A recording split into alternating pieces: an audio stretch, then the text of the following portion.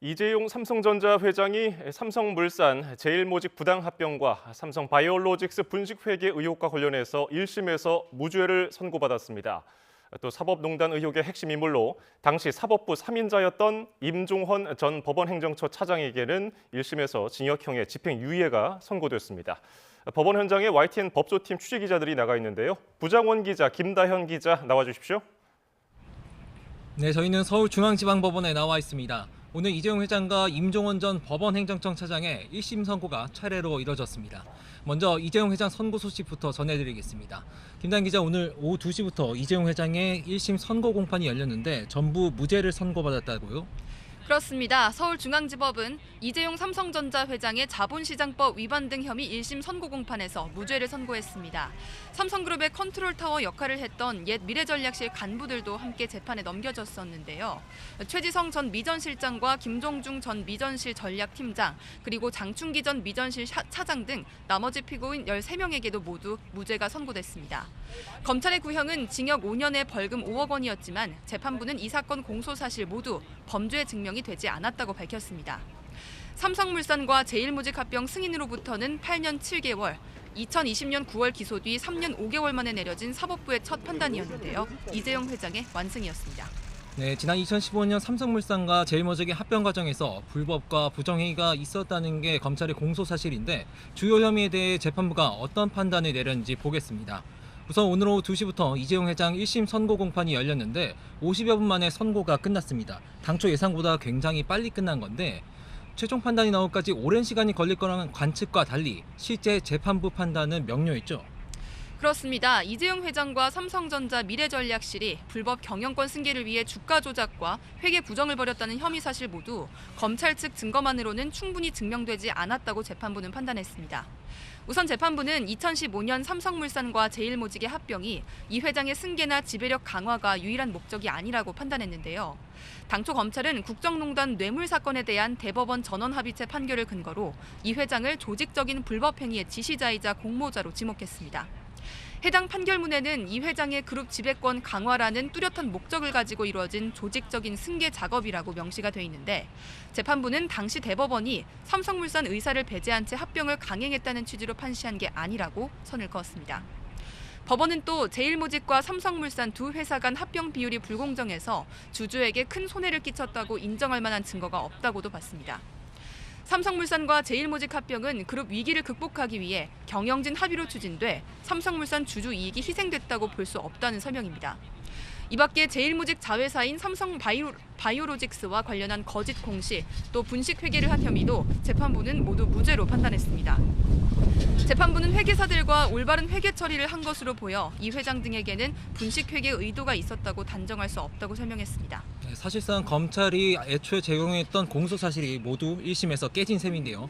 판결 직후 이재용 회장 측 반응 담담했습니다. 이 회장은 법정에서 나오면서 무죄 판결에 대한 소감이나 등기이사 복귀 계획 등에 대한 취재진 질문에 아무런 답을 하지 않았습니다. 직접 보시겠습니다. 기소 3개월 5개월 만에 두 번 판단 나왔습니다. 대거 처리 가깝게 직접 참여해 왔으니 한 말씀 해주시죠. 등기사 복귀 계획은 혹시 있으실까요? 국민들께 하고 싶은 말씀 없으실까요? 이런 이재용 회장의 침묵은 재판 전 처음 법원 청사의 모습을 드러낼 때도 마찬가지였습니다. 취재진 질문에 굳은 표정으로 아무 답도 하지 않고 법정으로 향했죠.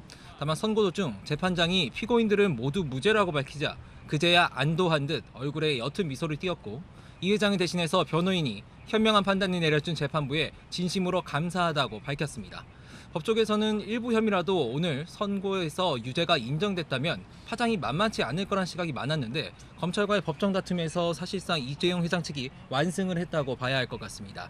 아직 대법원의 최종 판단은 남았지만 횟수로 9년 넘게 이어진 이재용 회장의 사법 리스크가 조금은 거쳤다고 볼 수 있을까요? 네, 과거 국정농단 재판에서는 실형 유무가 관건이었다면 이번 재판은 특히 무죄 선고 여부가 중요하다는 관측이 선고 전부터 나왔었습니다. 국정농단 재판 결과는 삼성의 도덕성에 대한 사회적인 지탄과 이 회장 개인의 경영 공백에 영향을 주는 정도로 끝났다면 이 사건에서는 무죄를 받아야 합병으로 완성된 이 회장의 승계 정당성이 인정되기 때문입니다. 그런데 오늘 1심 판결로 적어도 이 회장의 그룹 지배력은 더욱더 공고해질 것으로 보이는데요. 또 삼성물산 주주였던 미국계 헤지펀드 엘리엇이 제기한 국제투자 분쟁에서 중재판정부는 우리 정부가 1,300억 원을 배상하라고 판단한 적이 있습니다. 정부가 진행 중인 취소 소송에 오늘 1심 무죄 판단이 영향을 줄 수 있다는 분석도 나오고 있습니다. 네, 이번에는 사법농단 의혹으로 기소된 임종원 전 법원행정처 차장 재판 내용 짚어보겠습니다. 이재용 회장과 같은 시각 같은 법원에서 열린 1심 선고 공판에서 일부 유죄를 선고받았습니다. 네, 서울중앙지방법원은 직권남용 등 혐의로 기소된 임 전 차장에게 징역 2년에 집행유예 3년을 선고했습니다. 기소 후 1,909일, 그러니까 5년 2개월 만에 나온 1심 판단인데요. 수십 개 범죄 사실 가운데 1심 재판부는 부당한 법리 검토 지시 등 일부 혐의만 유죄로 봤습니다. 재판부는 임 전 차장의 범행이 재판 공정성에 대한 국민 신뢰를 해할 수 있는 중대 범죄에 해당한다며 법관들이 다시는 같은 전철을 밟지 않도록 하기 위해서라도 엄중하게 책임을 물을 필요가 있다고 판단했습니다. 다만 수사 초기 제기됐던 사법농단이나 재판거래 등 중대 의혹은 대부분 죄가 되지 않는 것으로 보이고 임 전 차장이 긴 시간 수사와 재판을 받으며 일종의 사회적 형벌을 받았던 것을 참작했다고 설명했습니다. 임 전 차장은 선고 직후 취재진을 만났지만 질문에 아무런 대답을 하지 않았는데요. 직접 보시겠습니다. 선고 결과에 대해서 한 말씀만 부탁드리겠습니다. 앞서 양승태 전 대법원장 선고랑 좀 다르게 무죄 부분이 나온 게 있는데 그 부분 어떻게 생각하시는지요? 오랜 시간 재판 끝났는데 한 말씀만 부탁드립니다. 네, 오늘 재판부 판단 내용 정리해보면 일부 혐의는 인정이 됐지만 재판 개입 등 주요 혐의에 대해서는 죄가 되지 않는다는 게 1심의 결론이었습니다. 구체적으로 전교조 법외노조 처분 소송에서 청와대 비서관의 부탁을 받고 정부 소송 서류를 사실상 대필해준 혐의가 유죄로 인정됐습니다. 또 홍일표 전 자유한국당 의원의 형사 재판 전략을 대신 세워주거나 통합진보당 지역구 지방의원에 대한 제소 방안 검토를 지시한 혐의 등이 유죄였습니다. 다만 주된 의혹이었던 재판 개입 등 혐의는 사법부의 대행 정부 업무로 필요성이 인정되고 재판 독립도 침해한 건 아니라고 봤는데요. 강제동원 피해자들이 낸 소송에서 일본 기관 입장에서 재판 방향을 검토하고 외교부 의견서를 감수해준 혐의 등이 여기에 해당합니다. 또 특정 법관에게 인사불이익을 주기 위한 블랙리스트 작성과 실행에 가담한 혐의는 직권남용에 해당하지 않거나 일부 해당한다고 해도 의무 없는 일을 시켰다고 볼 수 없다면서 모두 죄가 되지 않는다고 판단했습니다. 네, 임종원 전 차장을 끝으로 사법농단 의혹으로 기소된 피고인 14명 모두의 1심 판단이 마무리됐습니다. 양승태 전 대법원장과 전직 법원 행정처장 등 사법부 최고 윗선들은 1심에서 무죄를 선고받았고 유죄가 인정된 법관은 3명뿐입니다. 이 가운데 임 전 차장이 가장 높은 형량을 받은 건데요. 상급심에서도 이런 판단이 이어진다면 7년 전 나라를 들썩였던 사법농단 사태의 몸통이 임 전 차장이라는 결론으로 이어질 수도 있습니다.